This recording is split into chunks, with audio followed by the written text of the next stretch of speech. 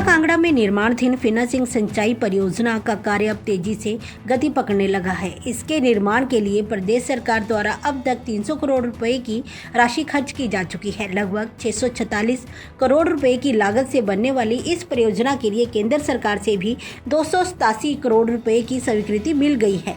फतेहपुर विधानसभा क्षेत्र के एक दिवसीय दौरे पर पहुंचे मुख्यमंत्री मुकेश अग्निहोत्री ने पत्रकारों से बातचीत करते हुए उन्होंने कहा कि एक दशक से इस परियोजना का निर्माण कार्य लटका हुआ था। प्रदेश में कांग्रेस की सरकार बनने के बाद इस मामले को लगातार केंद्र के समक्ष उठाया गया। निरंतर प्रयास और मेहनत मशक्कत के बाद इसके लिए अब केंद्र सरकार से भी बजट की मंजूरी मिल गई है। मुकेश अग्निहोत्री लगभग एक दशक से लंबित इस परियोजना से सिंचाई के साथ साथ बिजली प्रोजेक्ट का निर्माण भी प्रस्तावित है। ये परियोजना क्षेत्र के लिए वरदान साबित होगी। इससे जहां एक तरफ 5000 हेक्टेयर भूमि पर किसान खेती कर सकेंगे, वहीं इस पर बन रहे बांध से बिजली भी तैयार होगी। उन्होंने कहा कि परियोजना के तहत बांध में सिंचाई वितरण के लिए बन रही नहरों का निर्माण लगभग हो चुका है। इसके अलावा परियोजना के तहत निर्मित हो रहे पावर हाउस के बिना किसी अतिरिक्त खर्च के विभाग 1.88 मेगावाट बिजली का उत्पादन करेगा। लगभग 10 करोड़ रुपए से होगा शाह नहर का पूर्ण निर्माण। नूरपुर से विनय महाजन की रिपोर्ट, AMI न्यूज़ हिमाचल। देखिए, ऐसा है कि हमें तो नुकसान लगातार होता है, क्योंकि जल शक्ति डिपार्टमेंट एक ऐसा डिपार्टमेंट है, इसकी सारी स्कीमें जो है रिवर के किनारे बनी हुई हैं। मैं देखता कि कई लोगों को जानकारी नहीं होती, तो सोशल मीडिया पे लिख रहे थे कि ये जल शक्ति वाले जो है अपनी स्कीमें पानी में क्यों बना लेते हैं। तो जल शक्ति डिपार्टमेंट को सोर्स की तलाश होती है। हम अपनी तरफ से सेफेस्ट सोर्स ढूंढते हैं कि जहाँ से नुकसान आ, लेकिन जब कई दफ़ा फ्लड आ जाता है तो नुकसान होता है। पिछली बार तो हमें बहुत मेजर नुकसान हुआ था, उसका भी हमारी भरपाई नहीं हुई। इस बार भी हमें अभी तक 300-350 करोड़ रुपए के आसपास का नुकसान हो चुका है। ख़ासतौर पे हमारी शिमला में जो कुरपन की स्कीम है, जो 30 ठियोग को पानी देगी, वो 325 करोड़ रुपए की लागत की, उसका सोर्स जो है बह गया पानी के साथ ही।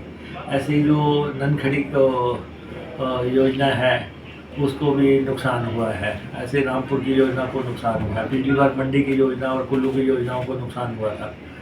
तो पानी के सोर्स है, इनको नुकसान होते हैं। कहीं पाइपें बिछी होती है, तो लेकिन हमारा ये है कि हमने रिकॉर्ड टाइम में हर बार पानी मुहैया करवाया है। इस बार भी हमने जो शिमला के ऊपरी क्षेत्रों में, रामपुर में या उसके आसपास के इलाकों में जहाँ भी नुकसान हुआ था, अन्य के आसपास के लोगों के क्षेत्रों में नुकसान हुआ था, वहाँ पे हमने पानी मुहैया करवाया। हम कोशिश करते हैं कि पीने का पानी पहले मुहैया करवा दिया जाए या टैंकरों से उपलब्ध करवा दिया जाए, जो भी रास्ता बनता है तो उसकी हम प्रयास करते हैं। सर, पिछले दिनों में जब बरसात आई थी तो निचले एरिया में काफ़ी नुकसान हुआ था और नहर के किनारे चैनलाइजेशन करने की बात की गई थी जब आप मौके पे आए थे, तो वो काम कहाँ तक पहुँचा सर? देखिए, चैनलाइजेशन का प्रोजेक्ट कोई भी बनेगा वो केंद्र सरकार की अनुमति से ही बनेगा। अब तक का जो बेहतरीन प्रोजेक्ट हिमाचल प्रदेश में बना है तो ऊना जिला का बनाया है, जहाँ पे 1500 करोड़ रुपए का चैनलाइजेशन का प्रोजेक्ट मंजूर हुआ था और वो पूरी तरह मुकम्मल हो गया। बहुत लैंड रिक्लेम हुई है, बहुत किसान उसमें खेती कर रहे हैं।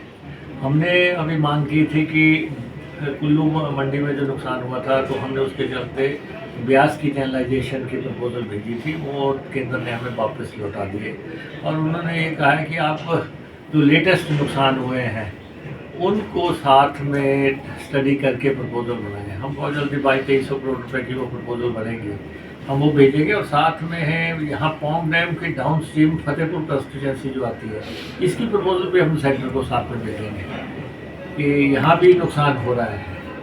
तो हमारे किसान जब यहाँ में मेहनतकश लोग हैं, जब वो अनाज पैदा कर रहे हैं, तो उनके खेत को कैसे बचाया जा सके, उसके लिए हम ये प्रपोजल भी बना रहे हैं।